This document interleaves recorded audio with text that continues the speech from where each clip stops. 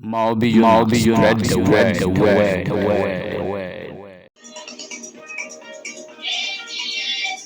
Hallelujah.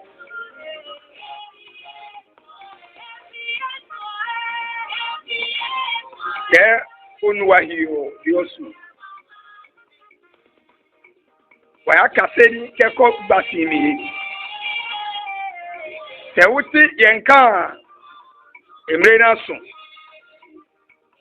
Yebekasa afa awariye ho awaresem ho titiye.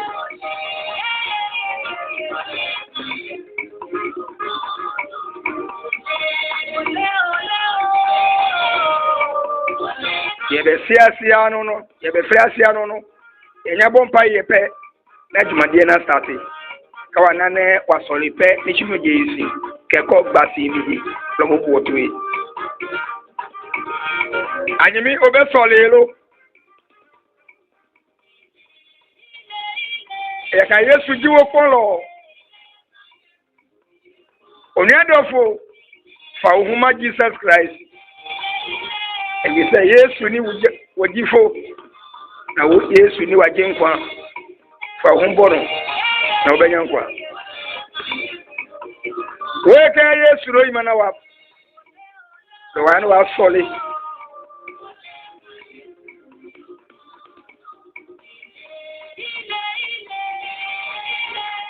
ile ka Yesu jiye polo ole ka Yesu jiye polo le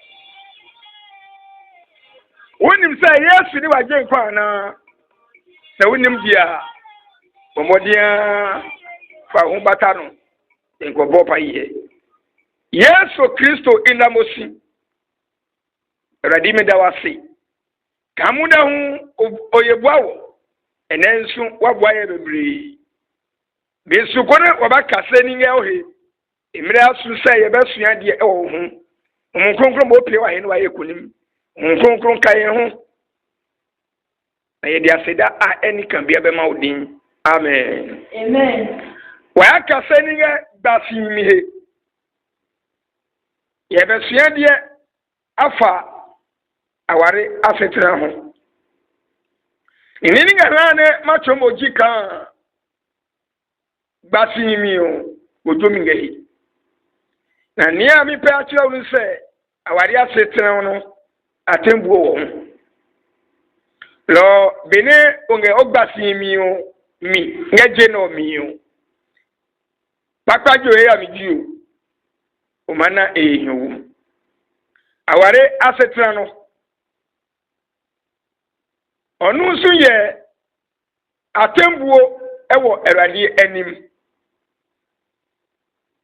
se uyenu papa ubewiyenu papa uyenu bonia ubewiyenu boni efese aware asetra no atembo wo nti yebesua die quotation na eba no ewo Hebrews chapter 13 verse 4 ne gbasi mi quotation ni wo am wo ne ti die be firi mu aba no ya sutie se ne be ya obehu aware sitra no obehu mu yie ma wa kofum yakopom bra ma daache ohun akoba asem ewo yakopon anim lo ma ye fine kodo yo gbasi mi onyi woni kojomi ligbiyo sande ko ya boy bible kemini Hebrews chapter 13 verse 4 Dere gbasi mi elecho muma aware afetra no ehunti Nani muka yona ya sidi anufale obadi bema no omudi omuhu nukre Ezo kama kojo ya holike gbapeli efise onyakopon oba abebu aware senfo eni idwamafo aten hallelujah amen mawumunyu gina one ekigbasi mi o ehene echo 2 Corinthians chapter 11 verse 2 basi mi o ehene cho yo moye onwo anukwale moye mohun oyuwo anukwale eja kama wo ba kojo adwama egbapuero Oba bomodian se awari asetramo no ubedi ne kure ama wukro no. Remember wunsu bomodian se ubedi ne kure ama wuyire no. Senia oba oni hu kwan se ofa ni kure chi kobo dwaman. Senia oba oni hu kwan se obeware mienu no. Saa ena mbemba nso oni hu kwan se obefa ni yire chi obeware mienu. Lo ni ngala ma choji o mlane enu yuo kan yuo bebo na aso plan ebebro na agba anyum pake pie ohiyo jahu na yumu beblo ka e aso plan alo ya wo yuo ko kabata yuo hi ne pio enyu lo kamo yuo oyi anukwale no onge kojomi monyumu oyi anukwale no onge kojomi ba epuemi ke adwama ma ba kojo ndi oba wuni ukwense ubefa wuyi ukrechi akobo dwaman ana wakofa bemba fufuro aka ukro mu na omoye mienu saa mrai nso echi bemba no nso wutumi kofa oba ana wutumi kobo dwaman o yirechi oyi biara di nukrema ni nua efise aware sem no atembu wo. Hallelujah. Amen. 2 Corinthians 11:2. Ekemini. 2 Corinthians 11:2. Yanko. Mipe mwasam yie. Abole ma oni jesu. Ti se senia Onyankopon nso pe mu no. Ito kan ye Kristo anupale. Mipe se mu di Kristo enukure. Abole ye mi yo yi oni mu ne babi esi anupale o. Ti se senia obaabo no edi ni kru a obisa na senu nukure no. Ne no samia ke asio ye kwemi ni bio. Ohie nu so yie kopim da ni kru ba be fa no. Akodi fi. Hallelujah. Amen. No jirone. Lo yongomi ni chani cha otika. Yuone onale o. Obi ale nyumu kayu. Okabesi wo. Omawo ehin. Matthew 1:18. Omawo yono ehin. Ne kaba omoyo ehin. Keke osegbasi nyimi. Lo omayi si fine. No mayo no lu no ko pe ami. Ke ata benne onu we maba wo mu. Ke ho esunya ya. Bene ngeji no ne. Oba se hu bemba bi na si osi opel so be ware wa. Memfa wo hu mano. Ma ontia wo bibi e ma wuja ene wuna.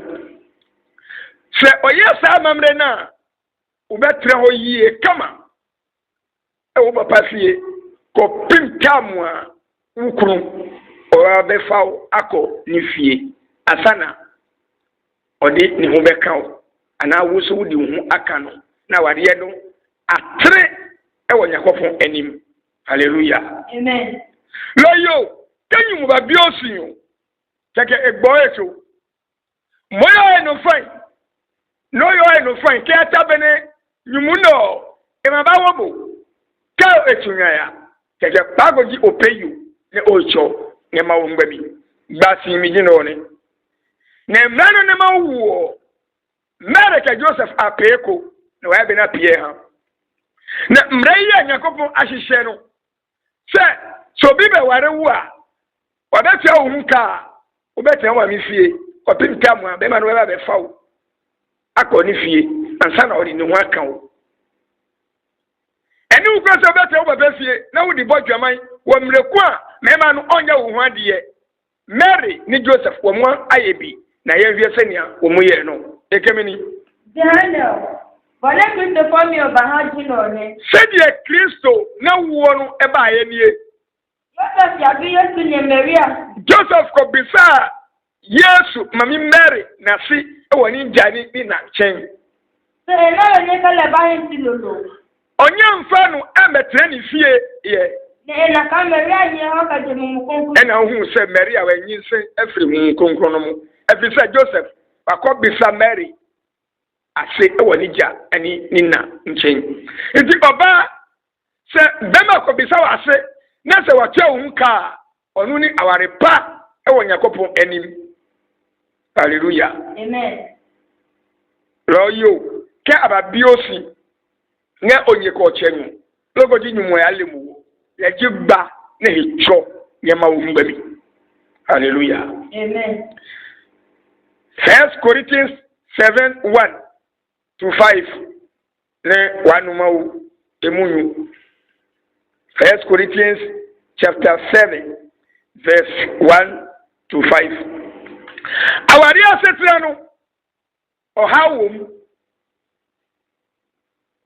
obrawum nti na eni nkwense oba mpo oware na eni nkwense bema mpo oware na so esanse obebo dwamanti se wuntumi ntanse saade ya se nko aware mu na aware no asam wo ho e Yakobon anim ye ware basabasa sao se ni akoso wo Ghana sesi ayi ana ewiase mu no atebo beba Bible kemini 1 Corinthians chapter 7 verse number 1 to 2 ne wanu ma umu le lejon ekemini ino ma me ka ba himi awari asitra jehane ni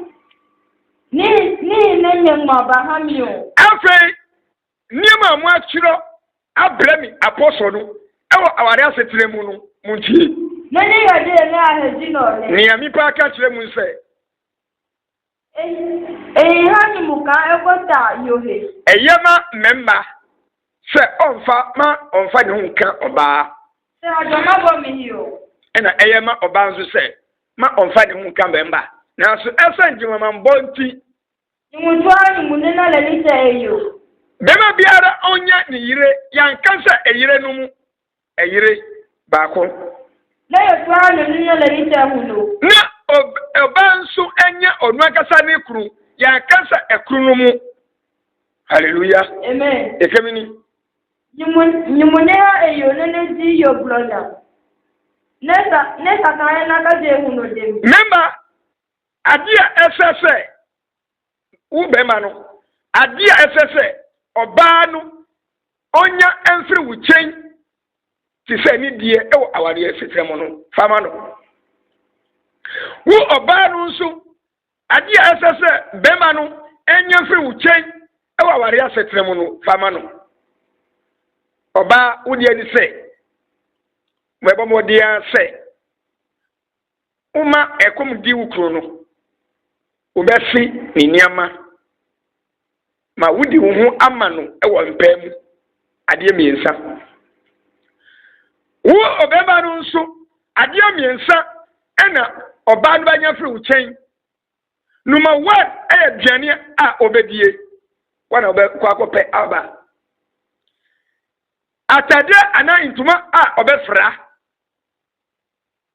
obetu ho na mom liato so miensa no oni no beda ewo mpam ade miensa yi ena ense oba no onya firi wo chen lo nyumoma na no ete kaje yiwoden yoma honi ha e ma fo eni ahi e ke man sin wonga sam nyumu hu e ma la ni eni ayiwo na ke anya ru ke ma wo boy ga tade ga e ga he ko ayiwo e ke anya sin wo etendo ni ma pe anya bi benenge jino ni e kemini wo wala to jano ha ehunu oba no nsu oyasa e ma ni kru no ya lo ba lo be wa mi no le ni ta no mlo suwo oba eni ahondi ewo onu akasa ni nipedua so ehunu le nga jama he wa mi niku na owo oba no ni nipedua no so ahondin janta huno hu be he wa mi no le ni ta no mlo suwo sana bema no so oni ahondin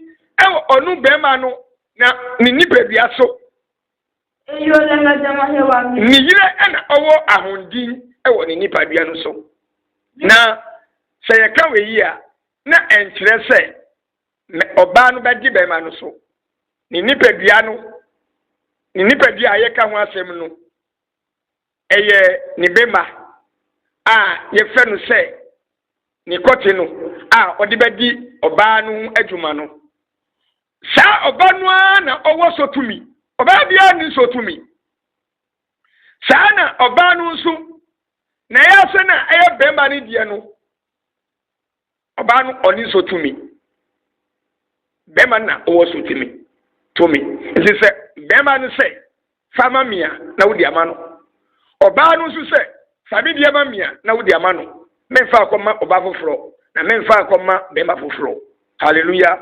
ekemini mugayo kochi ayenya ga bibe bo mi nai oba ni bema omuni ukwense omudi omu be kami omu hu oni ukwense mudi mi hu be kam mu hu se bema no se mi yire mi pese mi no da oba no se debi gise wotua 50 Ghana asa na mi di mi hu amawo eye funso se oba no se mi kru bana yenda ene meni agi hu babenda bama yenda mema no onu nso oba no obema no onu nso oni untumi se oba stop oba no se ma onye saa na mi yire upenarudu mi mpani awuye no debi mamu fa mu nka mu yesa eye no mi hallelujah amen aware boni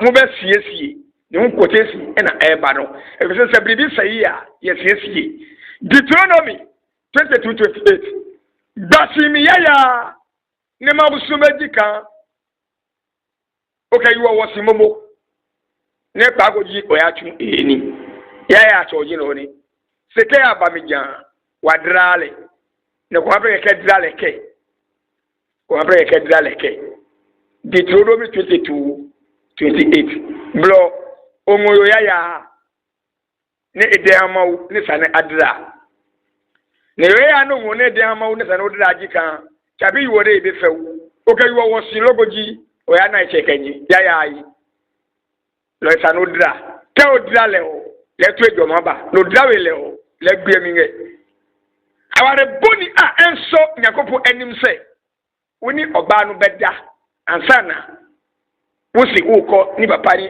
ni mami nche akobisa na ase eya awariye boni na bribi sayi a yesiesi se na obesi asiesi ni se obeko oba no ni mami nche ma wakobisa na ase ma watu aka no ma edina ma wo eje se ntokwa na ewo woni nyakopo ntem no eso ati na se wa ye ni sa na muda so wuba egu ho a manu ye dwama mba wo ba no so wo ya dwaman na me ma no so ya dwaman na mo ba no so ya dwaman ba mo ni mu kwanse mo be ko osoro ayememu ono wo Deuteronomy 23:2 Deuteronomy 23:2 wo kikan ya we hu lo kenyinga fo ka okuele atuwe ni kagagbegble awe ho wo se hu emafo lo okueku ke okueyi wo me abenya cheme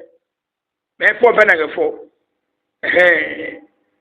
okusie bemba eni kusie oba de wo mu ni asonomo eno anu se wo mu egu ho keke nti wusu mu yesa na uti se kusie ni yire wo mu ni asonomo ibekwa ko ye ni ho ade amano nti me ware oba ti se kusie hallelujah amen bible kemini 22:28 kani mu kona yemiyo na ebiwesi se oba bi hu se bema bi hu oba bi na se wa misa na si na enu la kana na bo na se ochi no ni na anume na se ye chi wo mu a mu yo na wo yemiyo se osika ye ni mi enu onko ni janchen na onko tuya sika ye be ma no e wo ba no onko tuya na je yo seni o na ne enwo se otua wi a ye ma onware oba no eda ka efuele efise wa sai no nti se ya ntua oba bi nka na se uware na ana woni ni da wa sai oba no ya Ekongwe yiwo he kaya si magbo. Se usa ni sana se wukutia ne hunka yemfa oba no mawo. Woni nkwan se obejai oba we kopimta mu a mo nyina mo bewu afiri ase mu. Wujai na no me wo ho. Atembo beba. Lo beblo kuma ngbe yiwo no he eja ka opun mu Malachi chapter 2:16. Obeblo no ngbe yiwo he ke ase nyimagbo eja ka opun bene enyeji no ni. Lo inye bo anukwale tu enye gbasi mi omi. Lo yo gbasi mi ona o ngba yo. Lo ye fine. Oneke abamika oke yiwo nyenge. Na nyenge fo po sika okpo eyin. Ni tumi sika mo inla.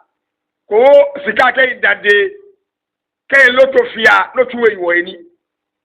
Se uni oba no mu wo awade mu na se mu wu nkwada go ho na se wa nye ni wadi aye no mi. Sika na u enya no memfa moloto memfa bochacha memfa numwi memfa numunsa fakoye oba no adie. Hallelujah. Malachi chapter 2. Malachi chapter 16 verse number 2. Malachi 2:16.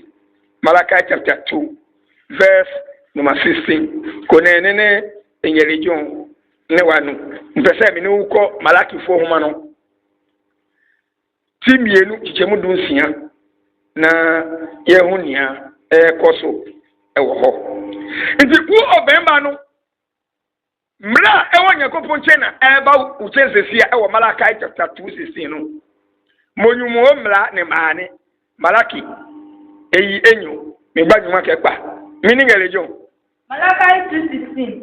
Yawa Israel ma woke. Nyakopon Israel ana Israel nyakopon se. Melo lesi yo. Mimpe obia opam ni yire. Kano ko be eyo yiri so no ko kan kikeno. Se be ma wi pam ni yire a eye timodi se be ma bi ye ni yire bi timodi sa. Isule eno ahejio. Mimpe na asem. Hallelujah. Inti mu hia mu yi. Hallelujah. Inti se oba be ma bi jai ni yire aware a oyetimodini pa ese se wadi ewu yakopon oni no bedi nyonyo lo kanyu mu kofie yu blo ngama ngba mi opre nualo 1 Corinthians 17 oba no so ni de na eba no lo moyo hu bebro no ajeba ko jegba no jenyu mu hiyo bro opre yi wichoni ni ma esumbe. Hallelujah. Amen. Bene engeji no ni. Logba si mla ninge kande position ni. Bene pene okoba yefo di bene Kristo emaje eyepo. 1 Corinthians 17. Awari asitira no emumra na medi egu ho no. Oba faudie be ma wusu faudie. Hallelujah. Ekemini 1 Corinthians 17. Ni ne bene ne gba si himimi. Mu wo awari asitira mo no.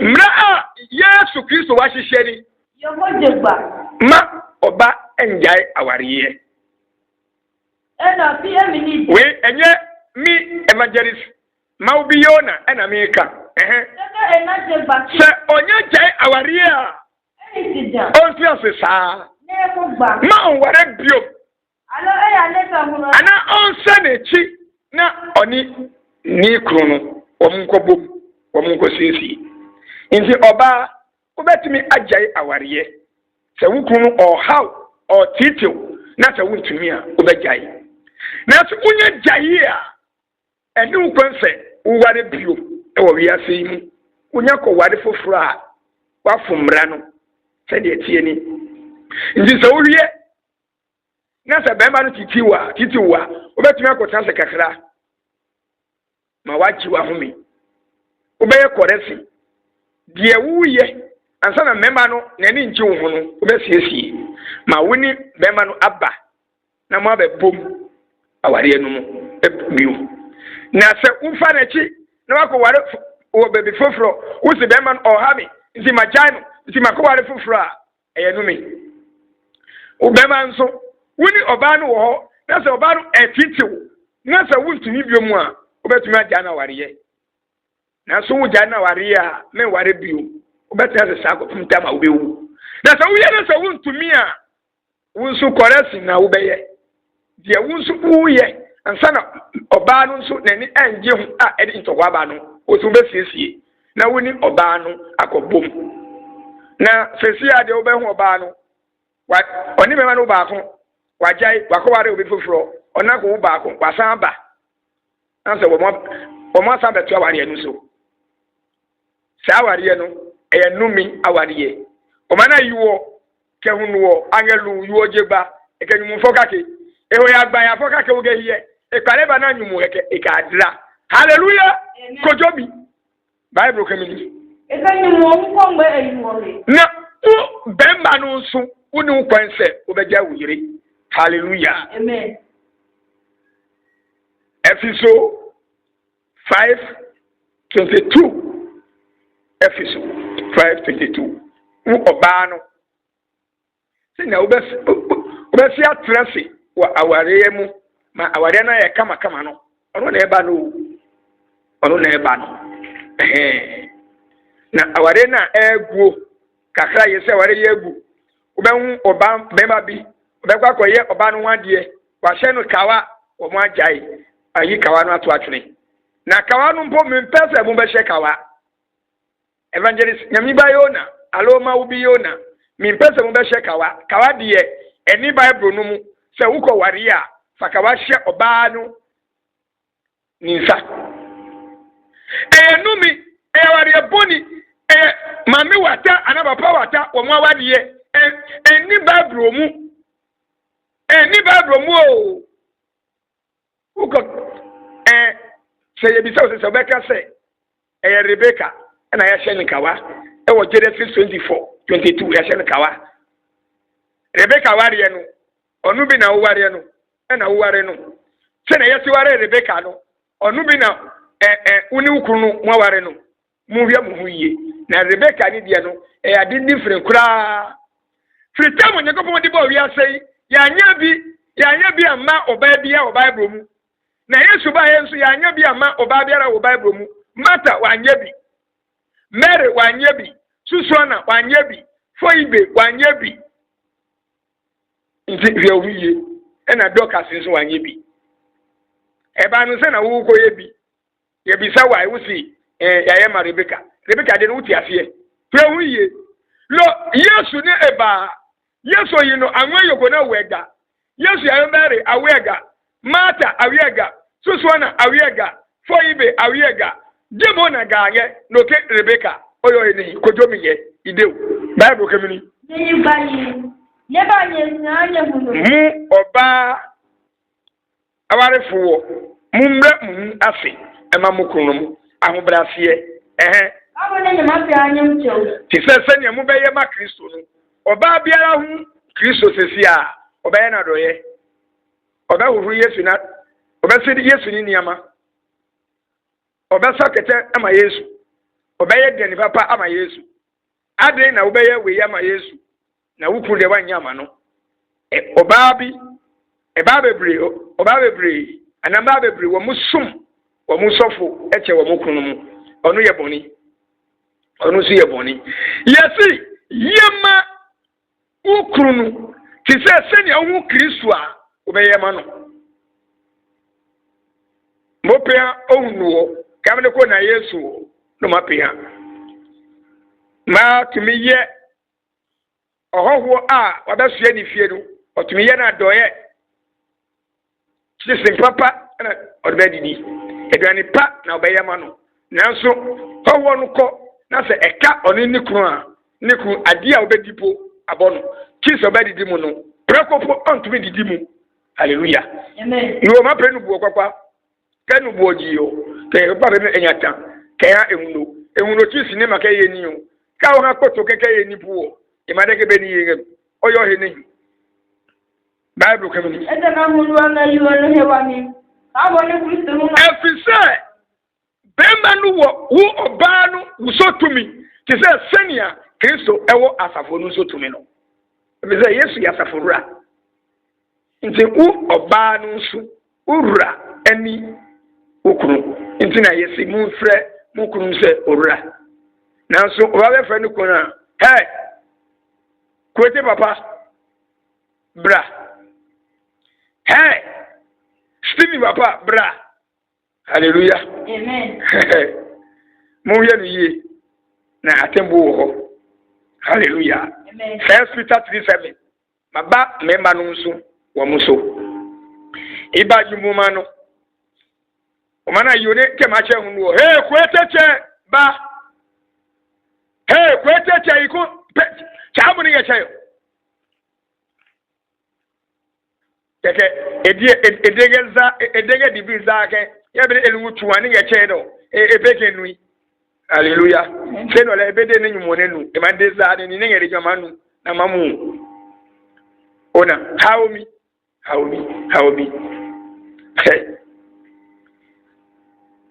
Mawubi mu yiye na wari asetan no atembu wo ho yedru memba no so Peter 3:7 first Peter 3:7 ekemini mu memba no mu nso se mu ne mu yire no wo ho a mu ma wo mu yiye ewo nipadua afemu no oba no wo mu hu nyedi Mumfa ebuo ma wo mu. Eka ma o ma ha neka metuo mana wami. Neka metuo mana wami. Nyagogo be ma muni muyire no nyina benya nkwa a eye akyede a efri onyakopon ni nchen. Ekemini ka nyaka metuo mana wami ka dlomi ni nete la mawo yo yepe eno munye sama muyire no mu ole le koko tinye sole mi blo sena be ya bibi ensi mpaibo kwan hallelujah amen nti se woni wuyire wo ho na se ntokwa wo ho na se mo ansiesie na se mo wo fia wo bo mpai ya nyakopon tie ukoye fast nyakopon tie ukobo afọrịa wo asọrị da monyakopọ onfa monsiesie ma efie yen kama na se ubekwa asọrị a fe no sweeti anu susi dali asa na ukobo afọrịa nyakopọ befa obeji afọrị bo no na se ntokwa wo ho na se mukọ asọrị ba ni amukọ ye nyina yen adwuma asafo ma mekọ asọrị oni ni kurunka saada no mpo ni kuse oni no beda wa charge no mema no ni sikanti wanfa ni hu aman ni kro no okita handkerchief kron ma asabreju enye radi hallelujah amen kron ma kroku enye radi hallelujah mo mu yiye na yensiesie awade no kama se na be ya nyakopon ba o be bu ya tem Matthew 19:5 nti eni hu kwan se awade no yentimu eni hu kwan se yengu awade no obi na damfo na ogu na wariye obi ni mami na ogu na wariye obi ni papa na ogu na wariye obi ni sofo na ogu na wariye obi na juma murura na ogu na wariye obi a ni ye juma na ogu na wariye obehu akwade bi na okosua hairdresser okosua tailor okosua ejuma na ni master ni krono na wakofa no na wasai awariye no ono so yanumi obehu beba bi ono ni yire ti ho akwada owa ni chen a oye oba a obua ni yire ni onu bema no ewo fie no no akofa saa akwada no no onu na anyim ma wasai onu ni yire ankasa o ma wadiye no ni nyina ye numi munjai ekemeni e ma udeke nyabubu kan se eno haji wenti mu ma se eche member beja ni jani ni na ho ka enye ne ma ma se eyiwo he odi ni yire be kwa ko bom baako no mani enyo mama plepe no ka na ohun mienu no be nipa bia baako Womunya nipa bienu biomu. Nanso womuya nipa bia baako. Enti dia Nyankopon aka bomu nu. Nipa bia ni ukweso obetimu. Hallelujah. Eyeden na wo papa no uti awade no mu. Eyeden na wo mame no uti awade no mu. Eyeden na wadamfo oti awade no mu. Eyeden na wo obanu agasa waja awade no watemu. Eyeden na wo bema no so awade na Yakopon aka bomu watemu. Mo hwe yie. Na atembuo ba nso didindin. The last quotation was 1 Corinthians 7:12. 1 Corinthians 7:12. Hallelujah. Amen. The last quotation was 1 Corinthians 7:12. Na yedi adwumade ni nyina abawiye. Deba de na wusua ewo adesan yi mu. Mini ongeka se nge watwomi no ebi. Dasi mi one peka to botane cho ni nyima pelo. Alo nyima we afon yi. Awade set afete na ayati se mpobo ateno. Mo be pam ma ye kama. Ana mo be kwa akotu atwere bola so. Mo pam ma enye kama. Na atembuo ewo awade setena no ho. Ewo Yakopon anim. Hallelujah. Amen. Ekemini. Yanko. Ni na mele pio. Mwaka no. Mi por Yakopon ashe ni hu ashe mi ma me ka che mu nie. Kani wonale Kristo nga yona la eli Kristo. Se bema bi onim Yakopon. Owo Kristo. Na se we hu oba bi onu onim Kristo. Ne. Kani wonale Kristo nga yona la eli Kristo. Bema bi onim Kristo na ni ile di onkwa sorry onim Kristo. Nanso oba no pese onu ne betra nanso asori na onko dia unu kwan se obejae no obeka se mire wankwa asori nti mejae no se ope awade nu kwa dia oni no mbo na muware odi ekọ wa asori so no betra fia ontena ware no saa bompa yema no ebi obesisa se wansisa fa no saa Obana wuni no ewu egu horu die bomodi ase kwara no de won be hu nyame de se kwara no mu ye uba awo wu so tumi se o munya de kwa sori na oba no de so an kwa sori ya me ha no munko ebe tayo na li Kristo na hunu ne tayo na le Kristo na hunu ne la li Kristo se oba bi onim Kristo na se ni kru onim Kristo ti se Abigail ni kru Laban Abigail ni kru Laban o jini papa nsa na so Abigail oba pa aware ni sa ma oni no tinaye ko pepita Laban wiye na Abigail o san ko wale David nti obe nwa safo mami bi onu de o ya safo mami ni kru onkwa sori ni kru otumi no munsa asafo mami no ba se ni kru no munsa obeyi amunsen ewo na afe no no di gode manu nanim eyemfunso. Hallelujah. Amen. Bible kemini. Nanso mema no pese oni oba no betra wo mrekwa oba no de oye Kristo ni na bema no de onye Kristo ni na so bema no pese oni oba no betra dia oba wonim Kristo no men jai wo kro no se onim Kristo se wo jai no da bi ware no saa Abigail ni Laban yenko ede kanyi munali Kristo eyuwa he atiko he Muhammad efise bema na onim Kristo no wo oba na wonim Kristo no wo hunti wo kro no Yakopon ate no yenele Kristo oba na onim Kristo no na ehunwa he atiko he Muhammad wo okru na wonim Kristo no wo hunti wo ye no so yate no Tepida enye sa dine abimo me ahetowe anka nkoda mbe egu ho no omo hunti se amro no nanso aba tebi mele atiko ahe hama nkoda na mu egu ho no wo be ma na wonim Kristo ana wo oba na wonim Kristo no wo hunti mukoda na mu awu egu ho no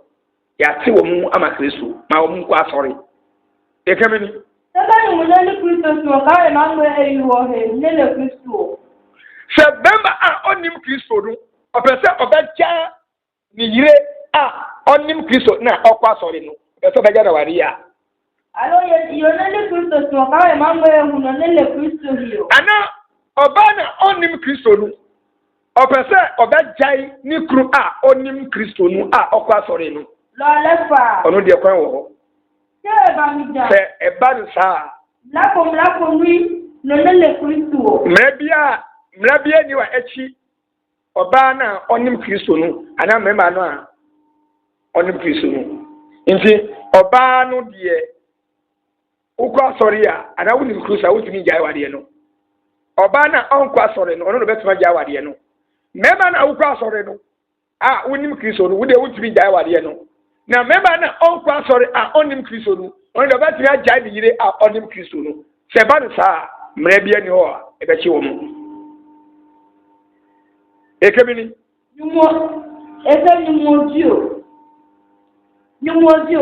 yuwadio mautani nene hisinga ngejomi yakopon afrem se mun betra se wo aware asetra no mu ewo asundue mu enye ntokwa nti na wo frem se mun be ware moyona ole Kristo oba na wunim Kristo wukwa sore no ka o ma feka kale ka alini mola o ma he o nwa yiwami ube ya de ehu se anya bi wuna ube ji ukunu nkwa wa uko asore no ebia wuna ube ji ukunu nkwa ma onu so be sesa monyumunya ole Kristo ube ma na wunim Kristo wukwa asore no ka mo feka kale ka alini mola ma he o yiwa ube ya de ehu se anya bia wuna ube ji uyire no nkwa nti se mema no onimnyame na so ba no nimnyame na so be ware na muntra ho oba no nyame kopo na se mema no onimnyame na so be ware ya muntra